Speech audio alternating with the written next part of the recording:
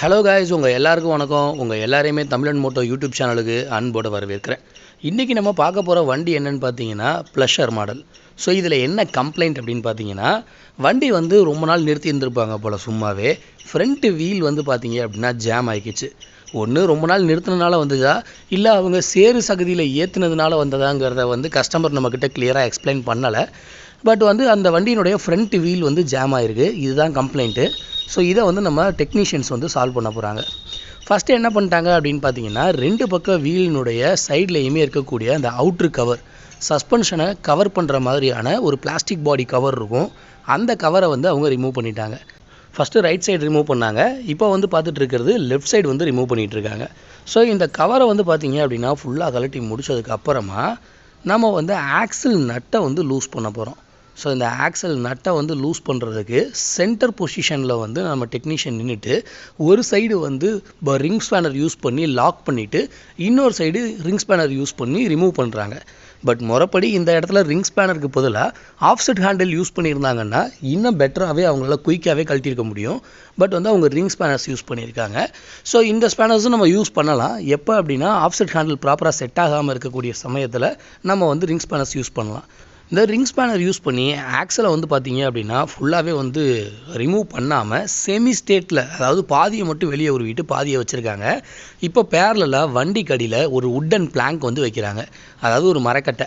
எதுக்கு அப்படின்னு பார்த்தீங்கன்னா, ஃப்ரண்ட் வீல் ரிமூவ் ஆன உடனே அந்த ஃப்ரண்ட்டில் இருக்கக்கூடிய பிளாஸ்டிக் பாடி தரையில் டம்முன்னு அடித்து டேமேஜ் ஆகிடாமல் இருக்கிறதுக்காக சேஃப்டி ப்ரிகாஷனுக்காக அந்த மரக்கட்டை வைக்கிறாங்க. ஸோ அடுத்து பார்த்தீங்க அப்படின்னா பிரேக் லிவர்ஸ் கழட்டி விடுறாங்க. ஸோ பிரேக் லிவரை கழட்டுறதுக்கு பார்த்தீங்க அப்படின்னா ஜஸ்ட் அந்த ஹேண்டை வச்சு பிரேக் லிவரை புஷ் பண்ணிவிட்டு அந்த நட்டை ஃபுல்லாக ரிமூவ் பண்ணிவிட்டு கேபிளை வெளியில் எடுக்கிறாங்க. இந்த பிரேக் கேபிளை ரிமூவ் பண்ணினதுக்கு அப்புறமா நெக்ஸ்ட் பார்த்தீங்க அப்படின்னா ஸ்பீடோமீட்டர் கேபிளை முறைப்படி ரிமூவ் பண்ணியிருக்கணும். பட் இவங்க அவசரப்பட்டு ஆக்சலை உருவி நம்மளோட வீலை வெளியில் எடுத்துட்டாங்க.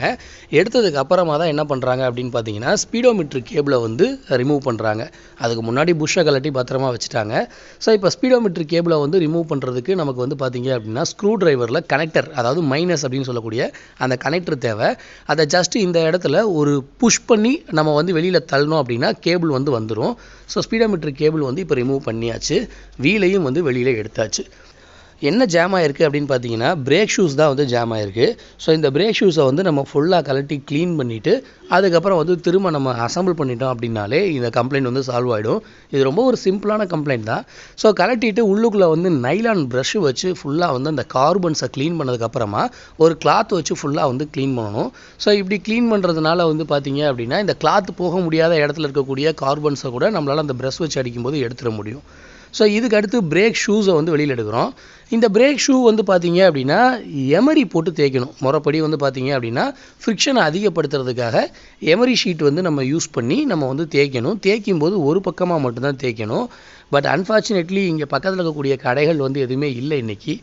அதனால் என்ன பண்ணியிருக்கோம் அப்படின்னா எமரி நாங்கள் யூஸ் பண்ணாமல் பக்கத்தில் இருக்கக்கூடிய ஒரு சிமெண்ட் தரையில் ஒரு சைடு மட்டும் தேய்க்கிறோம்.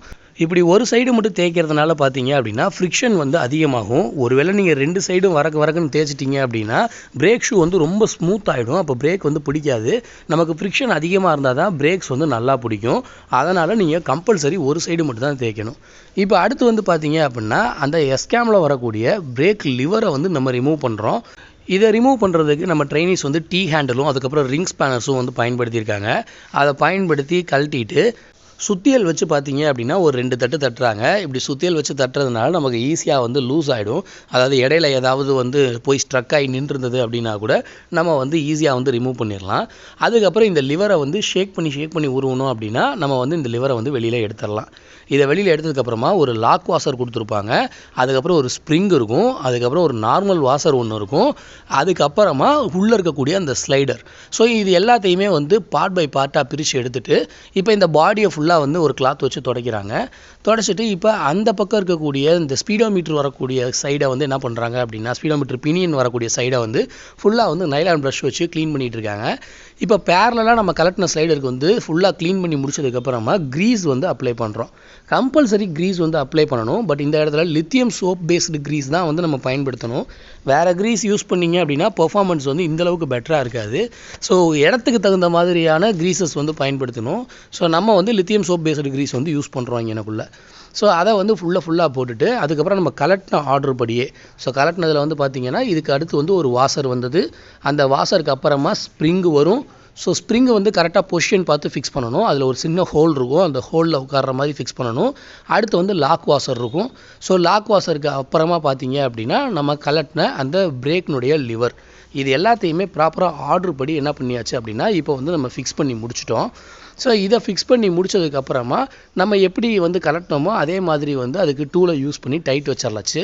டைட் வச்சதுக்கப்புறமா இப்போ இந்த பிரேக் ஷூவை கலட்டி நம்ம ஒரு பக்கமாக தேய்ச்சி வச்சுருந்தோம் இல்லைங்களா, அந்த பிரேக் ஷூவை வந்து இப்போ நம்ம மறுபடியும் ஃபிக்ஸ் பண்ணுறோம்.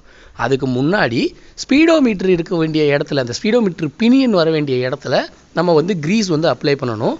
ஸோ இப்போ அதை தான் வந்து ட்ரெயினிஸ் வந்து பண்ணிகிட்டு இருக்காங்க. இந்த இடத்துல க்ரீஸ் அப்ளை பண்ணுறதுனால உங்களுக்கு இந்த ஓவர் ஹீட்னால் வந்து அந்த பிளாஸ்டிக் மெட்டீரியல் வந்து சூடாகி இழகிறதுங்கிற மாதிரியான ப்ராப்ளம்ஸ் வந்து வராது. அதுக்காக தான் அந்த இடத்துல வந்து க்ரீஸ் வந்து அப்ளை பண்ணுறோம். அதுக்கப்புறம் பிரேக் ஷூஸை வந்து இப்போ நம்ம எப்படி கலட்டணுமோ அதே மாதிரி ஸ்ப்ரிங் எல்லாத்தையுமே கரெக்டாக திரும்ப ரீஃபிக்ஸ் பண்ணி பிரேக் ஷூஸை ஃபிக்ஸ் பண்ணியாச்சு. இப்படி அமுக்கணும் அப்படின்னா பிரேக் ஷூ இந்த அளவுக்கு வந்து மூவ்மெண்ட் இருக்கணும், அப்போ தான் வந்து பிரேக் ஷூ ப்ராப்பராக ஒர்க் ஆகும். ஸோ அதுக்கப்புறம் வீலை நம்ம ரிமூவ் பண்ணும்போது கலட்டின புஷ்ஷுக்கு வந்து க்ரீஸ் அப்ளை பண்ணுறோம். ஆக்சலுக்கும் அதே மாதிரி க்ரீஸ் அப்ளை பண்ணுறோம். ஸோ அப்ளை பண்ணிவிட்டு நம்ம கலட்டினா அந்த பிரேக் ஷூ ஃபுல் செட்டப்பை வந்து திரும்ப என்ன பண்ணுறோம் அப்படின்னா கரெக்டாக பொசிஷன் பார்த்து ஃபிக்ஸ் பண்ணுறோம். இதை வந்து நீங்கள் கரெக்டாக ஃபிக்ஸ் பண்ணாமல் விட்டீங்க அப்படின்னா உங்களுக்கு ஸ்பீடோமீட்டர் வந்து ப்ராப்பராக வேலை செய்யாது. ஸோ ஸ்பீடோமீட்டர் பினியன் வந்து ப்ராப்பராக ரொட்டேட் ஆகிற மாதிரி உள்ளுக்குள்ளே சின்னதாக ஒரு பீஸ் இருக்கும், அதை கரெக்டாக உட்கார்ற மாதிரி நீங்கள் ஃபிக்ஸ் பண்ணணும். ஸோ அதை ஃபிக்ஸ் பண்ணி முடிச்சதுக்கப்புறம் வீலை வந்து கரெக்டான பொசிஷனில் கொண்டு போய் அலைன் பண்ணி வச்சுக்கிட்டு அதுக்கப்புறமா அந்த பக்கம் லெஃப்ட் சைடு வந்து பார்த்தீங்க அப்படின்னா புஷ் வந்து நம்ம ஆல்ரெடி க்ரீஸ் தடவை வச்சுருந்தோம் இல்லைங்களா, அதை வந்து கரெக்டாக உள்ளே வந்து வைக்கிறோம். உள்ளே வச்சுட்டு கரெக்டான பொசிஷனில் அலைன்மெண்ட்டை மெயின்டைன் பண்ணி இப்போ ஆக்சில் எடுத்து ஃபிக்ஸ் பண்ண போகிறாங்க. ஸோ ஆக்சில் எடுத்து ஃபஸ்ட்டு வந்து கையில் லைட்டாக ஷேக் பண்ணி கொஞ்சம் தூரம் உள்ளே தள்ளிட்டு அதுக்கப்புறமா நம்ம வந்து சுத்தியலில் வந்து ஒரு 200 கிராம்ஸ் இருக்கிற மாதிரியான லைட்டான ஒரு சுத்தியல் எடுத்து மெதுவாக தட்டி எடுத்தோம் அப்படின்னா நமக்கு வந்து ஆட்டோமேட்டிக்காக வந்து ஆக்சில் வந்து பார்த்திங்க அப்படின்னா ரைட் சைடு வெளியில் வந்துடும். ஸோ இப்போ பார்த்தீங்க அப்படின்னா ஆக்சில் வந்து தட்டி வெளியில் எடுத்துட்டாங்க. எடுத்ததுக்கப்புறமா நம்ம வந்து டார்க் வந்து அப்ளை பண்ணி நம்ம வந்து அவுட்ரு போல்ட் வந்து டைட் வைக்கணும். ஸோ ஆனால் இங்கே வந்து பார்த்தீங்க அப்படின்னா டார்க் ரெஞ்ச் வந்து இப்போ நம்ம யூஸ் பண்ணலை. அதுக்கு பதிலாக நம்ம என்ன பண்ணுறோம் அப்படின்னா மேனுவல் டைட் தான் வைக்கிறோம். பட் மொறப்படி டார்க் ரெஞ்ச் யூஸ் பண்ணி எவ்வளோ டார்க் இருக்கணுமோ அந்த வேல்யூவை செக் பண்ணி தான் நம்ம வைக்கணும். ஸோ அடுத்து வந்து பார்த்தீங்க அப்படின்னா ஸ்பீடோமீட்டர் கேபிளை வந்து ஃபிக்ஸ் பண்ணியாச்சு. ஸ்பீடோமீட்டர் கேபிளுக்கு அப்புறமா வந்து பிரேக் கேபிள்ஸ் வந்து ஃபிக்ஸ் பண்ணுறோம். ஸோ இப்போ பிரேக் கேபிளும் வந்து ஃபிக்ஸ் பண்ணி முடிச்சிட்டோம் அப்படின்னா இந்த ஒர்க் வந்து ஃபுல்லாகவே கம்ப்ளீட்டட். ஸோ பிரேக் கேபிளையும் ஃபிக்ஸ் பண்ணிவிட்டு நம்ம வந்து ஆக்சலையும் ஒரு தடவை ஃபுல் டைட் வச்சுட்டு பார்த்தீங்க அப்படின்னா ஒர்க்கை வந்து கம்ப்ளீட் பண்ணி முடிச்சிட்டோம். இப்போ வீல் வந்து ஃப்ரீயாக வந்து மூவ் ஆகுது.